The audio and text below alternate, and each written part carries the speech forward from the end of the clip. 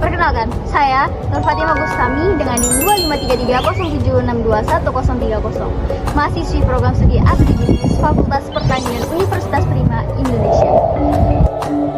Dalam 10 menit ke depan, kita akan membahas di balik kokohnya pohon kelapa sawit melalui kajian fisiologi tanaman berbasis forum.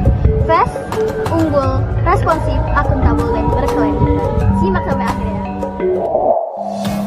Fokus kajian kita adalah fotosintesis, mesin konversi energi surya menjadi senyawa organik. Namun, efisiensi mesin ini sangat bergantung pada ketersediaan air dan serapan hara makro maupun mikro. Tanpa pasokan air yang konsisten, tanaman akan mengalami defisit tekanan hidroklorid yang memaksa stomata menutup dan mencegah penguapan enzim. Dan nampaknya, penyerapan karbon dioksida terhenti, laju fotosintesis anjlok, dan energi untuk pembentukan buah pun hilang.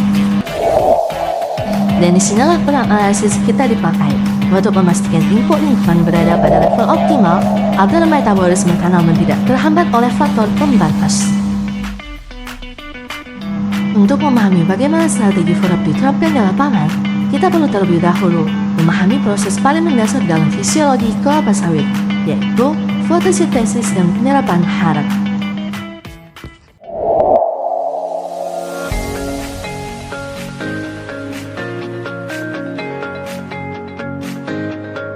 Teman-teman, tahukah kalian apa itu fisiologi tumbuhan? Fisiologi tumbuhan adalah cabang ilmu yang mempelajari proses-proses hidup pada tumbuhan, seperti cara tumbuhan menyerap air, memproduksi makanan, serta berbagai reaksi terhadap lingkungan. Beberapa aspek penting fisiologi tumbuhan, yaitu: yang pertama, fotosintesis tumbuhan. Kedua, respirasi tumbuhan. Ketiga, transpirasi. Keempat, transportasi air dan nutrisi. Kelima, perkembangan dan pertumbuhan. Keenam, reaksi terhadap lingkungan.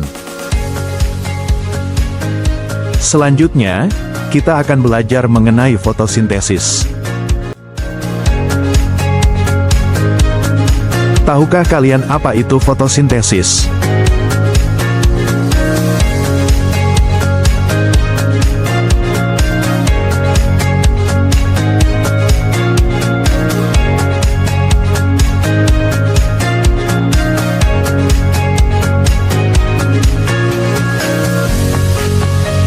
Proses ini menghasilkan oksigen sebagai produk sampingan dan terjadi di kloroplas dengan bantuan klorofil.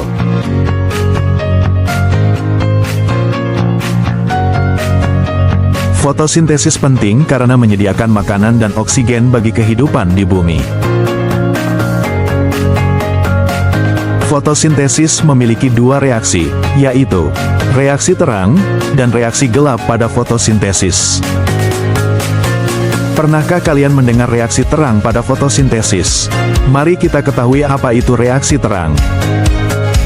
Reaksi terang merupakan bagian pertama dari proses fotosintesis yang terjadi di membran tilakoid kloroplas. Pada reaksi ini, energi cahaya dari matahari diserap oleh klorofil yang ada dalam kloroplas. Energi cahaya ini digunakan untuk memecah molekul air menjadi oksigen, ion hidrogen, dan elektron. Elektron yang dihasilkan akan melanjutkan proses dalam rantai transportasi elektron, menghasilkan energi dalam bentuk ATP dan NADPH yang akan digunakan pada tahap berikutnya, reaksi gelap.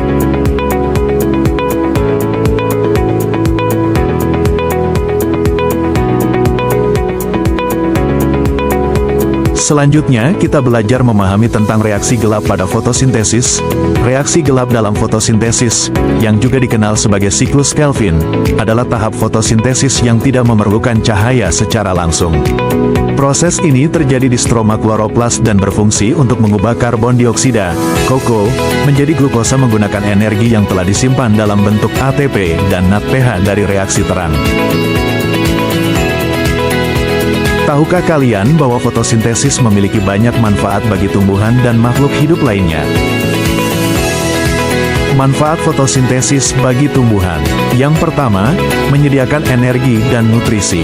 Kedua, membantu dalam pertumbuhan dan perkembangan. Ketiga, menghasilkan oksigen untuk pernapasan sel. Keempat, meningkatkan ketahanan terhadap lingkungan. Selain itu, fotosintesis juga memiliki manfaat bagi makhluk hidup lain. Yang pertama, menyediakan oksigen untuk bernafas.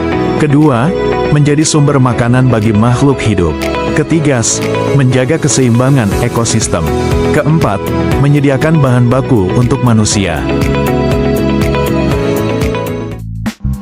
Nah, setelah memahami pentingnya fotosintesis dalam menghasilkan energi bagi tanaman, selanjutnya kita masuk pada prinsip pertama dalam FURAP, yaitu fast atau kecepatan pertumbuhan. Dalam prinsip fast, kita menganalisis seberapa cepat tanaman merespons stimulasi cahaya. Tanaman dengan laju asimilasi bersih yang tinggi akan menunjukkan pertumbuhan vegetatif yang progresif, mempercepat pencapaian area indeks dan optimal untuk mendukung fase generatif yang lebih awal. Namun, pertumbuhan yang cepat saja belum cukup. Tanaman juga harus memiliki kualitas fisiologis yang baik agar hasil produksinya benar-benar optimal. Inilah yang menjadi fokus prinsip unggul. Kualitas unggul bukan sekedar visual, melainkan kapasitas klorofil dalam mengolah foton. Tanaman yang sehat memiliki sistem vaskular yang kuat untuk mendistribusikan hasil fotosintesa dari source atau daun, ke sing, atau buah secara efisien, menghasilkan rendaman minyak yang maksimal. Meskipun memiliki kualitas fisiologis yang baik, tanaman tetap akan menghadapi berbagai tekanan lingkungan.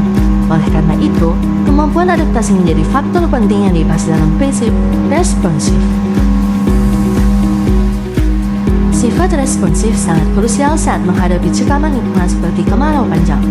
Kita mengamati bagaimana tanaman melakukan penyesuaian osmotik.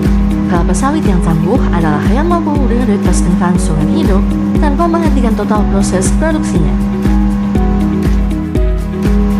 Seluruh respon dan perkembangan tanaman tersebut tentu tidak usah hanya diamati secara visual. Dibutuhkan data dan pengukuran yang jelas agar setiap keputusan budidaya dapat dipertanggungjawabkan melalui prinsip akuntabel. Fisiologi harus bisa dipertanggungjawabkan melalui data yang akuntabel, melalui pemantauan parameter pertumbuhan secara periodik dan analisis jaringan daun.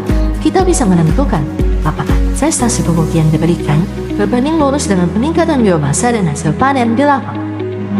Selain meningkatkan produktivitas, pengelolaan fisiologi tanaman juga harus memperhatikan keseimbangan lingkungan agar sistem budidaya tetap berjalan dalam jangka panjang.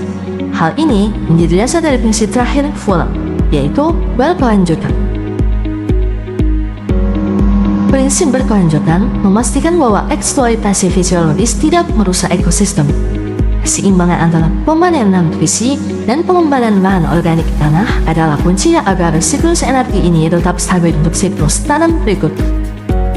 Nah, jadi memahami fisiologi kelapa sawit melalui kerangka FURAP memberikan kita panduan strategis untuk mengolah kebun secara presisi. Kita tidak lagi bekerja berdasarkan intuisi, melainkan berdasarkan analisis nyata atas kebutuhan tanam.